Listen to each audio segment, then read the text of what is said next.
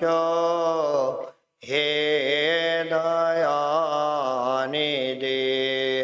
हृदय मारोड़ो ध्यान धरो प्रभु उपासना प्रेमथी करो नव बीजो प्रभु मानो विधि शरण राखशो हे दयानिधि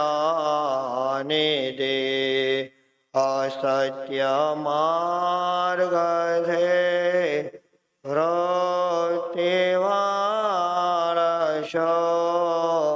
दीन दया नाथ लावशो भवपति खरो मोज उन्नति शरण राखशो हे दयानिधि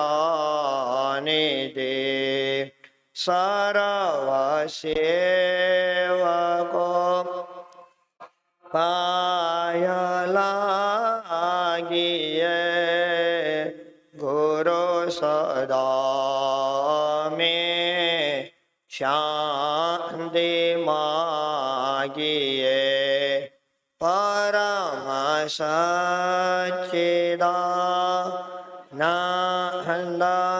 सच्चिदानंदनाथ रे भक्त शोभा जोड़ी हाथ रे अम शिष्योताणी आर्ज सांभळे मति सुधारजो स्वामी जेवळे सर्व बाळने धैर्य आपजो सर्व शिष्यना शोक कापजो दुरित कर्मथी भेगाळा करो भले भारती अंतरे धरो कुमति कापशो दास जाणीने सुमति आपशो वाल हाणीने प्रभु सदा आवळे विनंती खरो तुम दया वडे जगत मारा हो तुम दया विना सिद्ध है गति तुम दया विना सुख नारते तुम दया दिसे भक्तों परे तुम दया वरे शिष्य सौतरे वदता आत्मा विद्या सारी रे विभूतियांगमा खूब पधारी रे।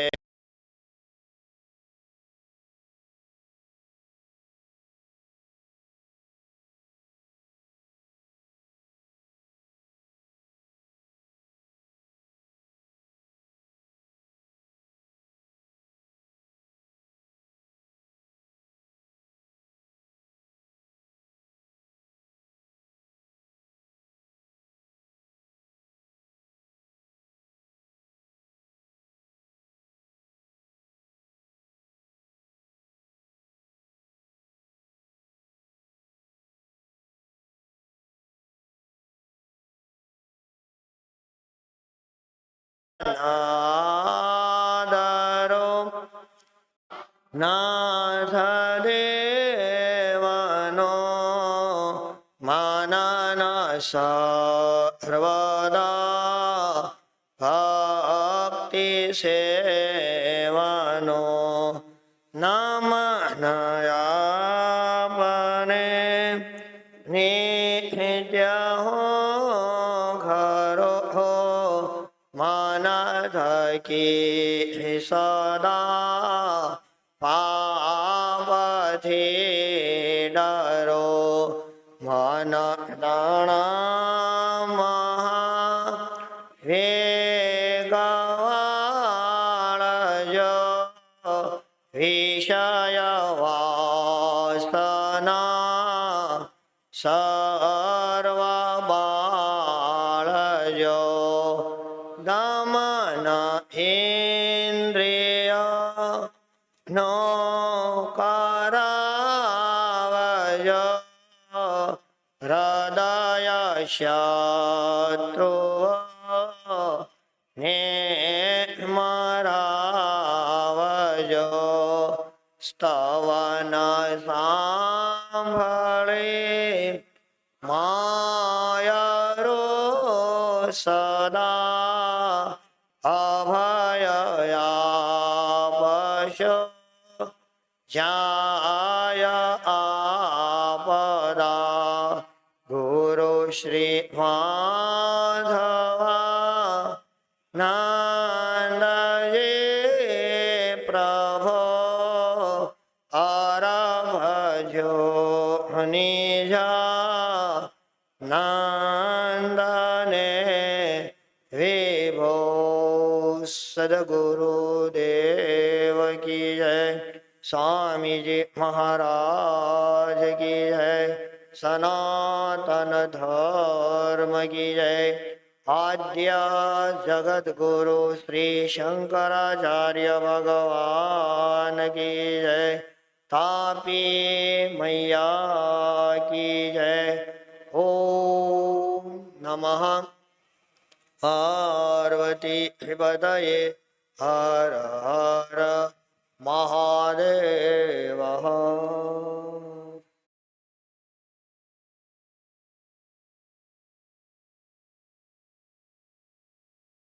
ભજન બોલ.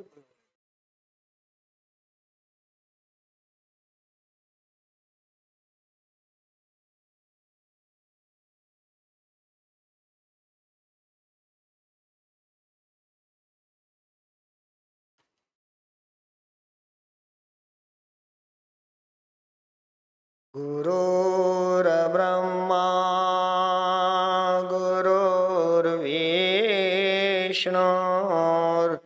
ગુરુર્દેવો મહેશ્વરઃ ગુરુઃ સાક્ષાત પરમ બ્રહ્મ તસ્મૈ શ્રી ગુરવે નમઃ.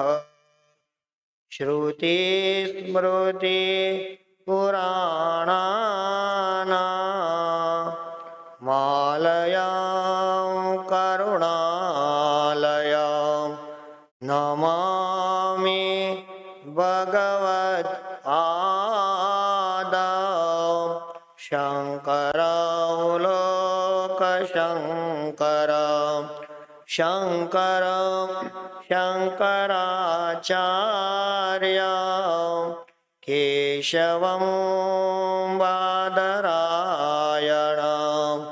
સૂત્રભાષ્ય કૃતો વંદે ભગવન્તો પુનઃ પુનઃ. ઈશ્વરો ગુરુરાત્મેતિ મૂર્તિભેદ વિભાગિને વ્યોમવ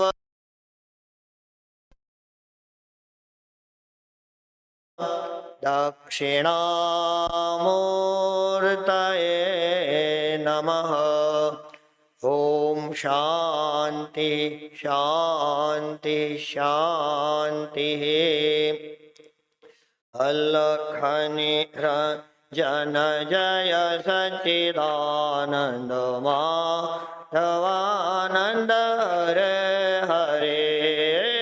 અલખ નિરંજન જય સચ્ચિદાનંદ માધવાનંદ હરે હરે. અલખ નિરંજન જય સચ્ચિદાનંદ માધવાનંદ હરે હરે. અલખ નિરંજન જય સચ્ચિદાનંદ માધવાનંદ હરે હરે. માધવાનંદ હરે હરે. ગુરુ માધવાનંદ હરે હરે.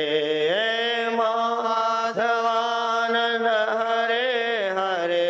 ગુરુ માધવાનંદ હરે હરે. માધવાનંદ હરે હરે. ગુરુ માધવાનંદ હરે હરે.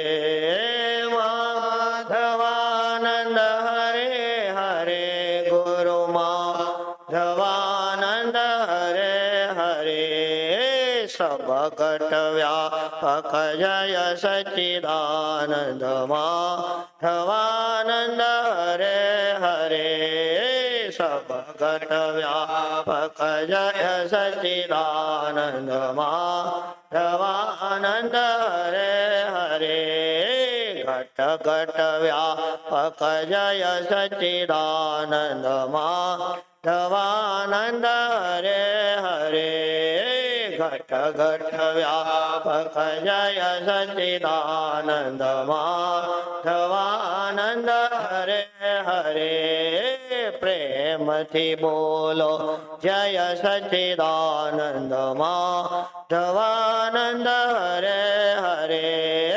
પ્રેમથી બોલો જય સચ્ચિદાનંદ માધવાનંદ હરે હરે. ભાવથી બોલો જય સચ્ચિદાનંદ માધવાનંદ હરે હરે. ભાવથી બોલો જય સચ્ચિદાનંદ માધવાનંદ હરે હરે. અલખ નિરંજન જય સચ્ચિદાનંદ માધવાનંદ હરે હરે. અલખ નિરંજન જય સચ્ચિદાનંદ માધવાનંદ હરે હરે. અલખ નિરંજન જય સચ્ચિદાનંદ માધવાનંદ હરે હરે. અલખ નિરંજન જય સચ્ચિદાનંદ માધવાનંદ હરે હરે. સદગુરુદેવ. ઉપસ્થિત મુમુક્ષો ભાઈઓ તથા બહેનો, ભગવાનની મહાન કૃપાથી આપણને સર્વોત્તમ માનવ જન્મ મળ્યો છે. એ માનવ જન્મને હંમેશા આપણે સફળ કરવા માટે પ્રયત્ન કરવો જોઈએ. એટલે સ્વામીજી કીધું ને, માનવ જન્મ મળ્યો અતિ મોંઘો, તેના મૂલ્ય સમજતો જા. ખોટો જાણી ખોઈશ નહીં તો, સદગુરુ સેવા કરતો જા. આવ્યો છે તો આ સંસારે, જન્મ સફળ તો કરતો જા. જન્મ સફળ તો કરતો જા. જો જન્મ સફળ મનુષ્ય પાસે ગમે એટલા ધન સંપત્તિ પુત્ર પરિવાર સત્તા હોય, એના દ્વારા ક્યારેય જન્મ સફળ થઈ શકતો નથી. જન્મ સફળ ત્યારે જ થઈ શકે છે કે સર્વવ્યાપી પરમાત્મા આપણી અંદર 24 કલાક વિરાજમાન છે. એને જ્યારે જાણવા માણવામાં આવે છે ત્યારે જ આ જન્મ સફળ થઈ શકે છે. અત્યારે બોલો, આપણે જોઈએ છે કે મનુષ્યને સંસારનું થોડું મળી ગયું એટલે કેવા લાગે છે કે હવે મારે કાંઈ જરૂર નથી. પણ એટલું યાદ રાખવું જોઈએ કે આ હંમેશા રહેવા વાળું નથી. આ તો 4 દિવસની ચાંદની છે, ફિર અંધેરી. એટલે કીધું ને 4 દિવસના ચાંદરડા પર જૂઠી માયા શા માટે? જેના આવે સંઘાતે તેની મમતા શા માટે? તે બાંધેલા બહુ મેલોને ધન દોલત નું કાલે શું થાશે? જાવું પડશે અણધાર્યો પરિવારનું ત્યારે શું થાશે?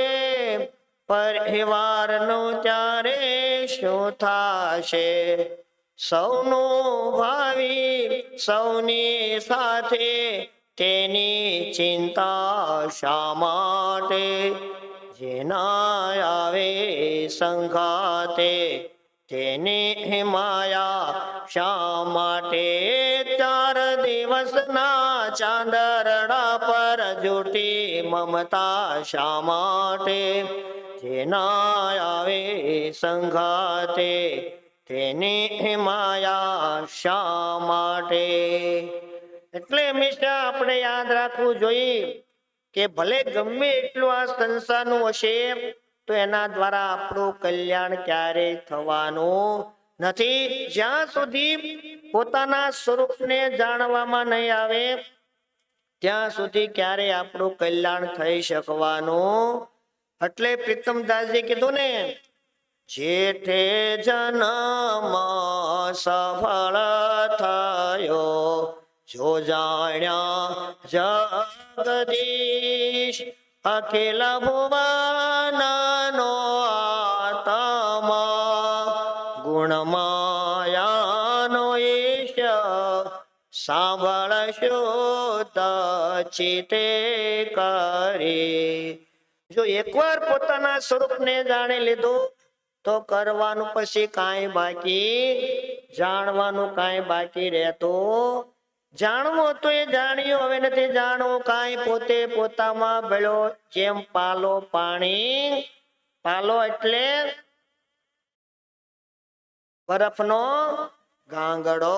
જેમ બરફના ગાંગડાને તમે પાણીમાં નાખો એટલે પાણી રૂપ થઈ જાય છે, પછી તમે એમાં બરફ ગોતો તો મળી શકતો નથી. એમ જો પોતાના આત્માને જાણી લીધો તો બોલો આપણે પરમાત્મા રૂપ બની જાય છે. આપણામાં અને પરમાત્મામાં પછી કોઈ ભેદ રહેતો બોલો. પરમાત્મા રૂપ થવું સારું કે સંસારી થવું સારું? પણ મનુષ્ય આ સંસારની અંદર એટલો બધો રચો પચો રહેશે કે એમાંથી એને પછી પાછો વળવાની ખબર પડતી નથી. એટલે હંમેશા આપણે યાદ રાખવું જોઈએ કે આ સંસાર છે એ તો હંમેશા રહેવા વાળો નથી. એટલે જ્યાં સુધી જ્ઞાન થતું નથી ત્યાં સુધી આપણું ક્યારેય આત્યંતિક કલ્યાણ થઈ શકતું નથી. એટલે આપણે શ્રીમદ ભગવદ ગીતાના 15મા અધ્યાય ઉપર વિચાર કરી રહ્યા છે. આ 15મા અધ્યાયનું નામ શું છે? પુરુષોત્તમ યોગ. એટલે 3 પ્રકારના પુરુષ હોય છે. એક પુરુષ, પુરુષોત્તમ અને એક પુરુષાધમ. જો પુરુષાધમ છે એ તો હંમેશા નીચ અધમ એટલે નીચે નીચે જ જાયા કરે છે. અને પુરુષ છે એ આ સંસારમાં વચ્ચે રહેશે. અને જે પુરુષોત્તમ છે એ જ પરમાત્માને જાણીને પરમાત્મા રૂપ થઈ શકે છે. એટલે હંમેશા આપણે પુરુષોત્તમ થવા માટે જ પ્રયત્ન કરવો જોઈએ. તો ખાસ કરીને આ અધ્યાયની અંદર જીવ, જગત અને જગદીશ્વરનું સ્વરૂપ બતાવે છે. જગત એટલે જગતનું પણ આપણને જ્ઞાન હોવું જોઈએ. બોલો, આ જગતમાં આપણે રહીએ છીએ તો એનું જ્ઞાન પણ આપણને હોવું જોઈએ. જગતનું જ્ઞાન એટલે આ જગત કેવું છે, કઈ રીતે ઉત્પન્ન થયું છે, કોના આધારે છે અને કઈ રીતે આ જગતથી છૂટી શકાય છે, એવું જગતનું પણ આપણને જ્ઞાન હોવું જોઈએ. અને જીવનું પણ જ્ઞાન હોવું જોઈએ કે આ ખરેખર જીવ શું છે, કઈ રીતે જીવ થયો અને કઈ રીતે આ જીવમાંથી શિવ થઈ શકાય.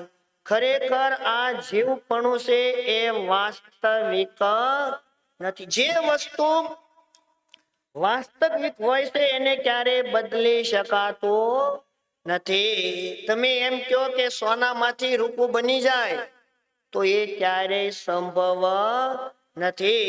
પણ આ જીવપણું છે એ આગંતુક છે, એ આવેલું છે, એટલે એ અસલી નથી. એટલે એમાં જીવમાંથી આપણે શિવ હતો તો શિવ સ્વરૂપ, પણ આ સંસારના વિષયોના ભોગમાં પડી જવાથી આ શિવપણામાંથી જીવપણું આવી ગયું છે. એટલે નરસિંહ મહેતાએ કીધું ને, વિવિધ રચના કરે ભોગતો ભોગવે, શિવનો જીવ થયો હે જશે. ખરેખર હતો શિવ સ્વરૂપ, પણ આ સંસારના ભોગમાં જીવાત પડી ગયો એટલે એ જીવપણું આવી ગયો. ખરેખર એ વાસ્તવિક નથી. જો પોતાના સ્વરૂપનું જ્ઞાન થઈ જાય તો જીવપણું જતા વાર લાગતી નથી. અને ભગવાન શ્રી કૃષ્ણ આ 15મા અધ્યાયની અંદર પારમાર્થિક આત્માનું સ્વરૂપ બતાવે છે. શા માટે? જો અર્જુનને જો આ આત્માનું પારમાર્થિક સ્વરૂપ સમજાય જાય તો એને સદૈવ મુક્તિ મળતા વાર લાગતી નથી. અને હંમેશા આપણને સદૈવ મુક્તિ મળે એટલા માટે જ પ્રયત્ન કરવો જોઈએ. આ જીવતા જ આપણે હંમેશા મુક્ત થઈ જવું જોઈએ. મર્યા પછી શું થયું એને આજ સુધી કોઈને ખબર, બોલો કોઈને ખબર પડી? મર્યા પછી શું થયું? એટલે હંમેશા આપણે જીવતા જ મુક્ત થવા માટે પ્રયત્ન કરવો જોઈએ.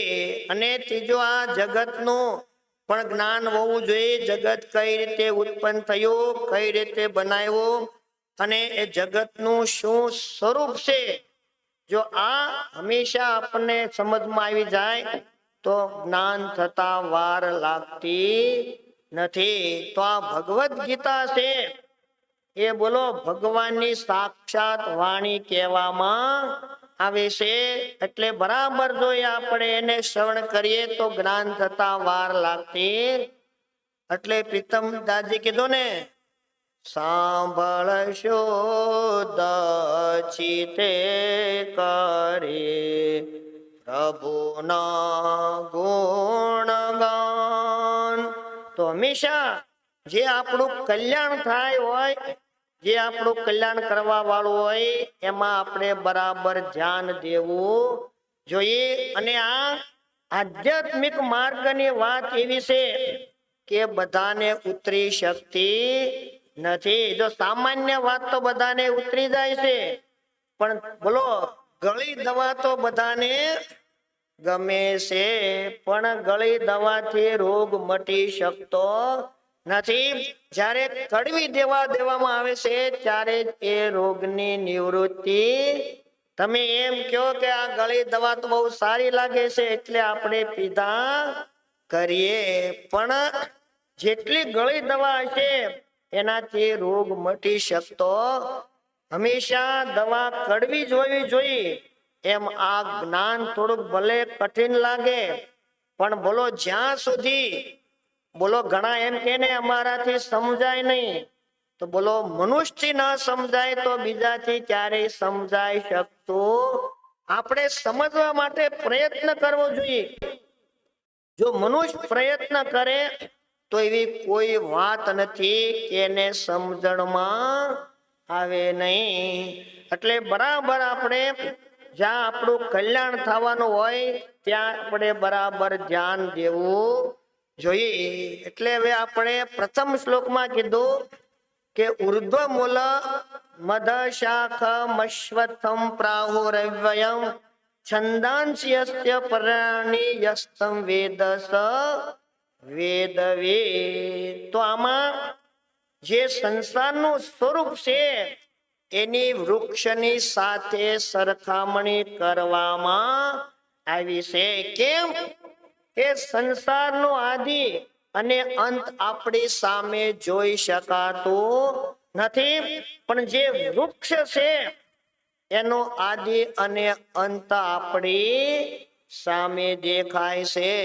તો આપણા મનમાં થાય કે ભગવાનને પારમાર્થિક સ્વરૂપ બતાવવું હતું તો આ સંસારનું સ્વરૂપ શા માટે બતાવવું જોઈએ? તો એ આપણે કાલે વિચાર કર્યો કે વૈરાગ્યના હેતુ માટે. જો જ્યાં સુધી આપણી અંદર વૈરાગ્ય થતો નથી ત્યાં સુધી આપણે જ્ઞાનના ભાગીદાર બની શકતા નથી. એટલે વૈરાગ્ય થવો બહુ જરૂરી છે. અને વૈરાગ્ય બોલો ક્યારે થઈ શકે કે ખરેખર આ સંસારનું સ્વરૂપ આપણી સામે દેખાય ત્યારે કે આ સંસાર આવો છે, આ સંસાર આદિ અને અંત વાળો છે અને બોલો કેવો છે? દુઃખ રૂપ છે. ભલે તમને આમાં સુખ દેખાય પણ ખરેખર આ સંસારમાં કોઈ પણ પ્રકારથી સુખ નથી. છતાં પણ મનુષ્યમાં રચ્યો પચ્યો રહેશે. જ્યાં સુધી સંસારની અંદર રચ્યો પચ્યો રહેશે ત્યાં સુધી એને ક્યારેય વૈરાગ્ય થવાનો નથી. અને વૈરાગ્ય જ્યાં સુધી ન થાય ત્યાં સુધી ક્યારેય જ્ઞાન સંભવ નથી. એટલે ભગવાન શ્રી કૃષ્ણ આ સંસારને વૃક્ષ રૂપી કલ્પનાથી આયા વૃક્ષનું વર્ણન એટલા માટે કરવામાં આવે છે કે વૃક્ષ છે એ આપણે જોઈ શકીએ છીએ. અને આ બોલો આ સંસારમાં આપણી સામે બે જ વસ્તુ છે પ્રાપ્ત કરવા યોગ્ય, એક પરમાત્મા ને એક સંસાર. તો સંસાર તો બધાને પ્રાપ્ત છે, એમાં કોઈને કાંઈ કહેવાની જરૂર નથી. બોલો તમે ક્યારે તમારા પુત્ર યુવાન થાય એટલે કોઈને પૂછવું પડે છે કે ભાઈ તારે લગ્ન કરવા છે કે નથી કરવા?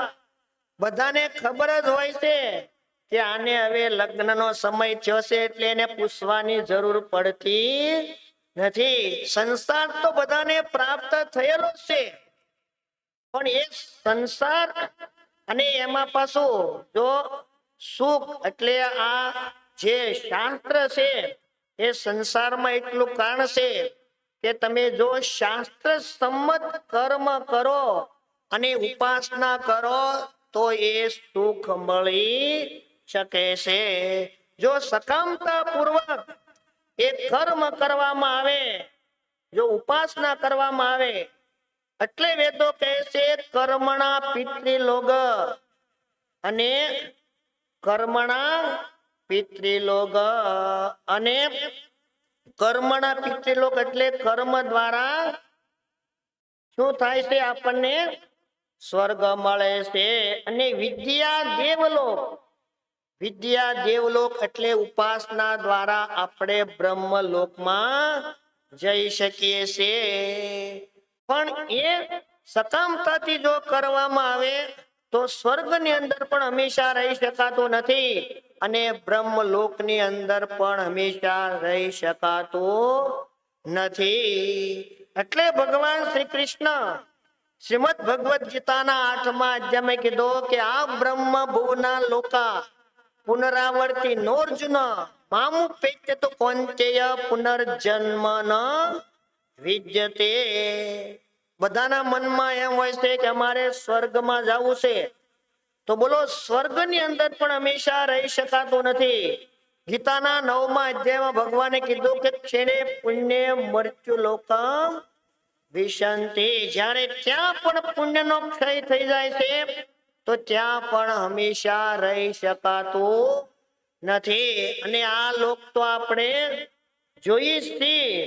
એટલે હંમેશા આમાં વૈરાગ્ય આપણને થવો જોઈએ. એટલે મુંડક શ્રુતિ કહે છે પરીક્ષ લોકાન કર્મ ચેતાન બ્રાહ્મણો નિર્વેદ માયાન નાસ્ત કૃત કૃત્યેન તદ વિજ્ઞાનાર્થમ સ ગુરુમેવાભિગચ્છેત સમિત પાણી ક્ષોત્રિયમ બ્રહ્મ નિષ્ઠા. પરીક્ષ લોકાન એટલે આ લોકની તમે પરીક્ષા કરો કે જે વસ્તુ કર્મ દ્વારા ઉત્પન્ન કરવામાં આવે છે એ હંમેશા નાશવંત હોય છે. પરીક્ષા લોકાન કર્મ ચેતન બ્રાહ્મણો નિર્વેદ માયાન. એટલે હંમેશા આપણી અંદર વૈરાગ્ય થવો જોઈએ કે જે વસ્તુ ઉત્પન્ન થવા વાળી છે એ હંમેશા નાશવંત હોય છે.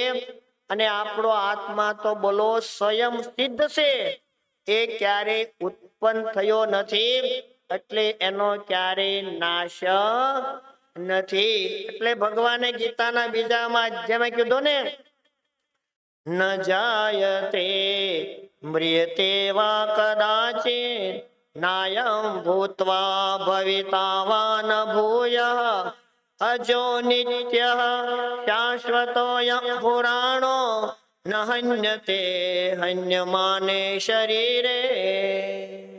ન જાયતે મ્રિયતે. આત્મા ક્યારેય જન્મતો નથી, એટલે આત્માનું ક્યારે મૃત્યુ થતું નથી. એટલે આપણે રોજ સવારે ભગવાન શંકરાચાર્યજી દ્વારા વિરચિત આત્મશતકની અંદર બોલીએ છે ને ન મે મૃત્યુ શંકા ન મે જાતિ ભેદ પિતાને મે નેવ માતા ન જન્મ ન બંધુર ન મિત્રમ ગુરુર્નેવ શિષ્યઃ ચિદાનંદ રૂપઃ શિવોહમ શિવોહમ અહમ નિર્વિકલ્પો નિરાકાર રૂપો વિભુર્વ્યાપ્ત સર્વત્ર સર્વેન્દ્રિયાણિ સદા મે સમત્વં ન મુક્તિર્ન બંધઃ ચિદાનંદ રૂપઃ શિવોહમ શિવોહમ ચિદાનંદ રૂપઃ શિવોહમ શિવોહમ. બોલો આ આપણું સ્વરૂપ છે. આપણે સતચિત અને આનંદ સ્વરૂપ છીએ, પણ એ આપણે ભૂલી ગયા છીએ. ખરેખર એ જાણવા માટે જ આપણને આ માનવ જન્મ મળ્યો છે. અનાદિકાળથી આ જીવાત્મા સંસારમાં ભટક્યા કરે છે, તો ભગવાનને એમ થયું કે આ નીચ ઉચ્ચ યોનિની અંદર આ ભટકી ભટકીને જીવાત્મા બહુ દુઃખી થઈ રહ્યો છે, અને એને હું એક એવો અવસર પ્રદાન કરું કે મને જાણીને મારા રૂપ થઈ શકે. એટલે આ માનવ જન્મ ભગવાને આપણને પોતાના સ્વરૂપને જાણવા માટે આપ્યો છે. એટલે આપણે ભજનમાં પણ બોલીએ છીએ ને અવસરમાં પ્રભુને ઓળખો કે જ્ઞાન પામવા તત્પર થાજે જો કે ચૂક્યો તો 84 માં પડ્યો કેવું જાણી પ્રભુ ગુણ ગાજે જો કે આહવ શરમા પ્રભુને ઓળખો. મનુષ્ય જન્મની અંદર જ પોતાના સ્વરૂપને જાણી માણી શકાય છે. બીજા ઇતર જન્મો છે એમાં કેવલ કર્મનો ભોગ થઈ શકે છે. બોલો પશુ પક્ષીને આત્માના સ્વરૂપ જાણવું હોય તો એ ક્યારેય સંભવ નથી. મનુષ્ય જન્મની વિશેષતા છે કે કર્મનો ભોગ પણ કરી શકે છે અને નવા કર્મનો યોગ પણ કરી શકે છે. એટલે મનુષ્ય જન્મને સર્વોત્તમ કહેવામાં આવે છે. બાકી ભોગની દ્રષ્ટિએ તો આહાર, નિદ્રા, ભય અને મૈથુન આ 4 કાર્યમાં તો પશુ પક્ષી મનુષ્ય બધાય સમાન કહેવામાં આવે છે. એટલે જે આપણું કાર્ય હોય એ કાર્યની અંદર આપણે બરાબર ધ્યાન દેવું જોઈએ. તો ભગવાને સૌ પ્રથમ આમાં કીધું કે ઉર્ધ્વ મૂલ. ઉર્ધ્વ મૂલ એટલે ભગવાન છે એ આ સંસારનું કારણ છે. મૂળ એટલે કારણ. બોલો મૂળ વગરનું વૃક્ષ રહી શકતું નથી. એમ આ સંસાર છે એ ભગવાન વિના રહી શકતો નથી. કેમ કે આ સંસારનું મૂળ શું છે? પરમાત્મા છે. પરમાત્માના આધારે જ આ સંસાર ટકી રહ્યો છે. એટલે કીધું ને જેને આધારે સૌરયો પિંડ અને બ્રહ્માંડ સચરાચર શોભિરયો અવિનાશી અખંડ સાંભળ શુદ્ધ ચિતે કરી. એટલે બોલો આ સંસ્થાની ઉત્પત્તિ પણ પરમાત્માથી અને સંસ્થાની સ્થિતિ પણ પરમાત્માથી અને લય પણ પરમાત્માથી. એટલે તૈત્રીય ઉપનિષદની અંદર બતાવ્યું યતો વા ઇમાની ભૂતાની જાયન્તે એન જાતાની જીવંતી યત પ્રયંત ભી સંવિશંતિ તદ વિજિજ્ઞાસસ્વ તદ બ્રહ્મ. કે જેનાથી આ સંસાર ઉત્પન્ન થાય છે, જેને આધારે રહેશે અને જેમાં લય થાય છે એ બ્રહ્મ છે. અને એ બ્રહ્મને જાણવાની તમે જિજ્ઞાસા કરો. બોલો એટલું સમજમાં ન આવે તો એટલું યાદ રાખો કે જેનાથી જન્મ, જેનાથી જીવન અને જેનાથી મૃત્યુ એને બ્રહ્મ કહેવામાં આવે છે. બોલો જન્મમાં કારણ કોણ છે? પરમાત્મા છે. એ આપણા હાથની વાત છે. બોલો જો અત્યારે પોતાના હાથની વાત હોત તો અત્યારે કોઈને દીકરીનો જન્મ થવા દેવો નથી. અને દીકરી જોઈ છે બધાને, પણ જન્મ થવા દેવો સારો લાગતો નથી. પછી દીકરો યુવાન થાય એટલે જેમ ઓલો કૂતરું એક ઘરેથી ભટક્યા કરે છે એમ પછી ભટક્યા કરે છે, પણ ક્યાંય મેળ આવતો નથી. એટલે જેટલી પુત્રની જરૂર છે એટલી જ આ સંસારની અંદર દીકરીની જરૂર પડે છે. જો બંને હોય તો જ આ સંસાર બરાબર ચાલી શકે છે. એટલે જન્મ કોના હાથની વાત છે? પરમાત્માના હાથની વાત છે. બોલો એમાં શું કારણ છે? તો બોલો જે જેના ભાગ્યની અંદર જે જેવા જેના કર્મ હોય એ પ્રમાણે આ બધું થયા કરે છે, છતાં પણ આપણે એનો વિરોધ કરીએ છીએ. પણ એ વિરોધ ક્યારેય કરવો જોઈએ નહીં. એ વિરોધ છે એ હંમેશા ભગવાનની સાથે વિરોધ કહેવામાં આવે છે. અને એ વિરોધ જો ભગવાન સાથે કરવામાં આવે તો આપણું ક્યારેય કલ્યાણ થઈ શકતું નથી. એટલે જે જેના ભાગ્યમાં જે પ્રમાણે લખ્યું હોય એ જ પ્રમાણે. અને ભાગ્ય ભગવાન કાંઈ પોતાના ઘરનું ઘડતા ભાગ્ય હંમેશા કર્મ અનુસાર જ ભાગ્ય ઘડાય છે. કાંઈ ભાગ્ય ભગવાન પોતાના ઘરનું નથી ઘડતા. નહીતર તો ભગવાનની અંદર બોલો ને એમાં જો ભગવાન એકને સુખી કરતા હોય અને એકને દુખી કરતા હોય તો એ ક્યારે ભગવાન કહી શકાય? ભગવાન તો બધા માટે સમાન છે. પણ જે જેના કર્મ હોય છે એ કર્મ પ્રમાણે ભગવાન એને ફળ આપે છે. એટલે ક્યારે પણ દીકરીનો કોઈ વિરોધ કરવો જોઈએ નહીં.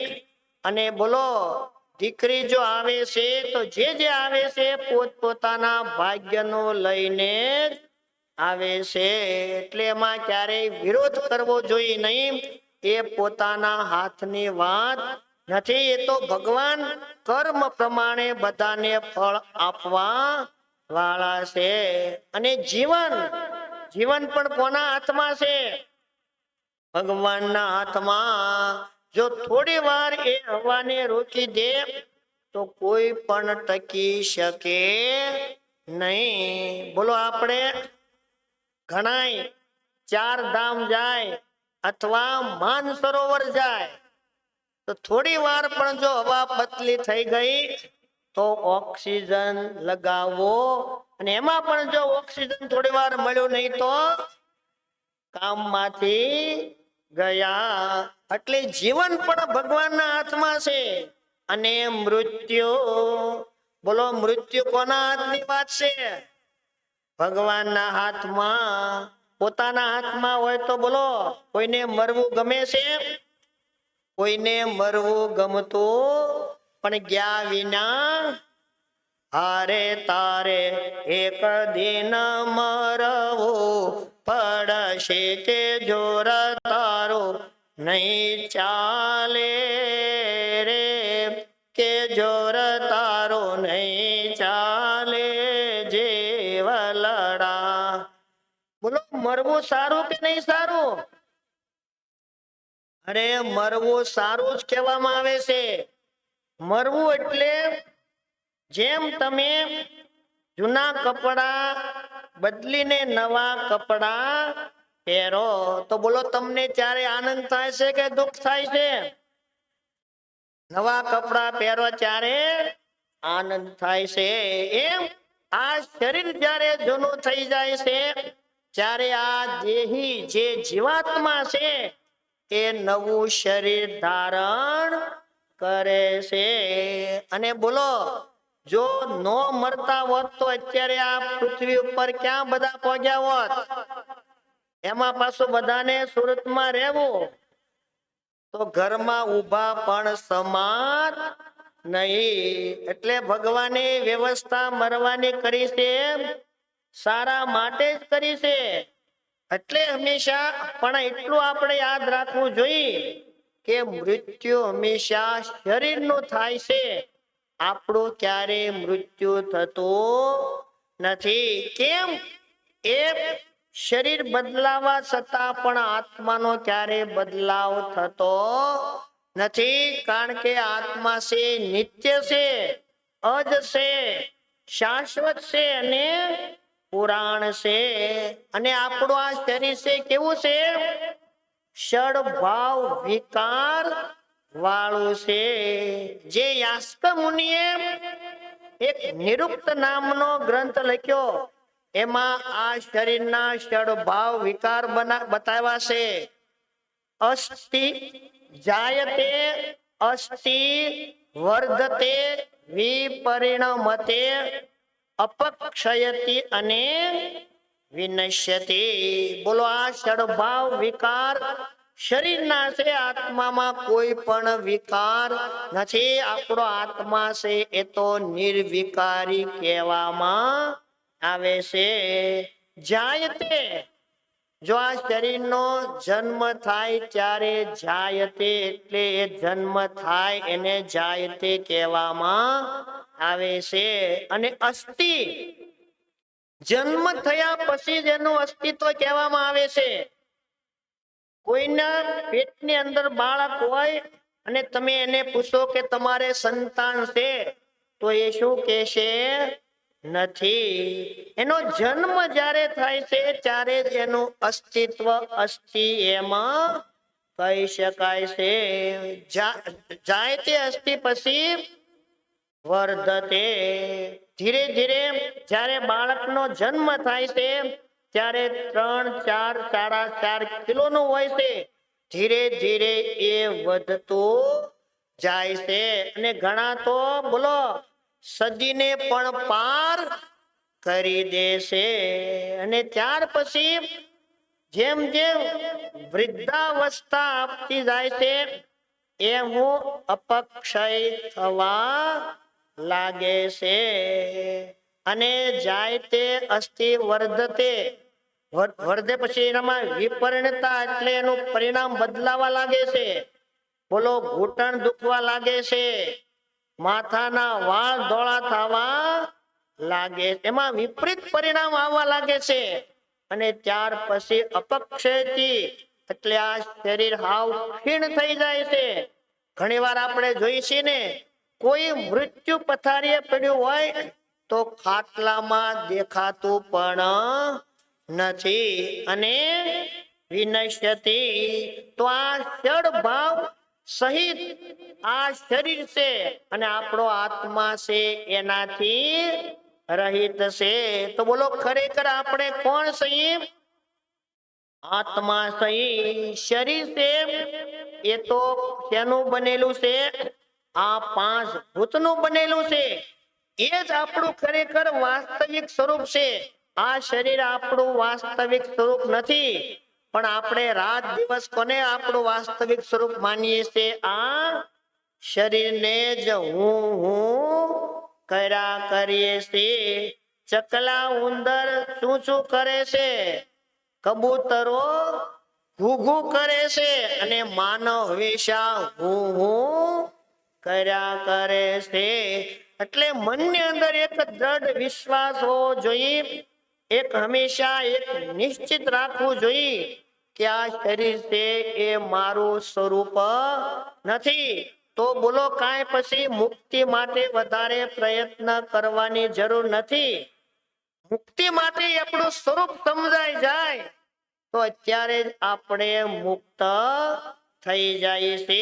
એટલે જ આ 15મા અધ્યાયની અંદર ભગવાન જેવું આત્માનું વાસ્તવિક સ્વરૂપ છે એ વાસ્તવિક સ્વરૂપ બતાવે છે. અને જો એ વાસ્તવિક શરીર સ્વરૂપ આપણા સમજમાં આવી ગયું તો પછી આપણી જીવતા જ મુક્તિ છે. એટલે હંમેશા આપણે એ દ્રઢ કરી લેવું જોઈએ કે માનવ જન્મ છે એનો પાત થયા પહેલા આપણે આપણું સ્વરૂપ જાણી લેવું જોઈએ. નહીતર પછી બોલો પછતાવા સિવાય કોઈ ફાયદો નથી. અને આ શરીર છે એ તો નિરંતર મૃત્યુ તરફ જઈ રહ્યું છે. એક ક્ષણ પછી શું થવાનું છે એની ખબર નથી. એક શ્વાસ લીધો પછી બીજો શ્વાસ લેવાશે એની કોઈ બોલો ગેરંટી નથી. એટલે કીધું ને, सांसों का क्या भरोसा, सांसों का क्या भरोसा, रुक जाए चलते चलते, रुक जाए चलते चलते, जीवन की है जो ज्योति, जीवन की है जो ज्योति, बुझ जाए जलते जलते, बुझ जाए जलते जलते, सांसों का क्या भरोसा, सांसों का क्या भरोसा, रुक